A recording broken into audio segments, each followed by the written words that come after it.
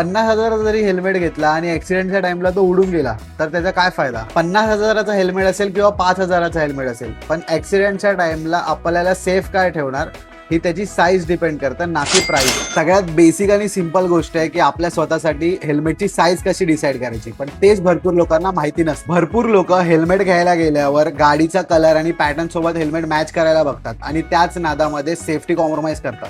Helmet घेताना सगळ्यात पहिले 2 गोष्टी चेक करा. सगळ्यात पहिले म्हणजे त्याच्यामध्ये कुठले कुठले सर्टिफिकेशन आहेत. आपल्याकडे ISI, EC आणि डॉट सर्टिफिकेशन येतात.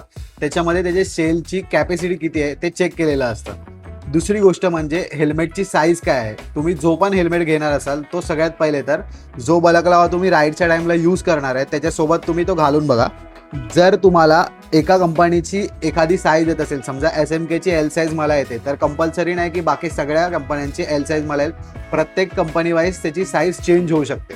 तर सगळ्यात पहिले घालायचा कसा, तर बलकलावा घातल्यावर तुम्हाला कळेल की तो हेल्मेट घातल्यावर तुम्हाला तो थोडा लूज आहे का टाईट आहे. सगळ्यात सिंपल म्हणजे हे जे 2 स्ट्रॅप येतात ते स्ट्रॅप ओपन करा आणि मागच्या बाजूने आपल्याला हेल्मेट डोक्यात घालायचं आहे.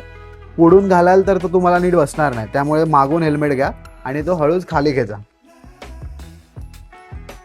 आता हेल्मेट घातल्यानंतर तुम्ही हे दोन्ही स्ट्रॅप लावून बघा आणि मान हलवायची आहे आपल्याला. त्याच्यानी हेल्मेट मूव्ह नाही झाला पाहिजे सोबत. जर हेल्मेट त्यासोबत मूव्ह होतोय तर तो तुम्हाला लूज होतोय. आणि जर घातल्यावर एकदमच माझे आत असे गाल दबले गेले असते म्हणजे मला भरपूर टाईट होतं.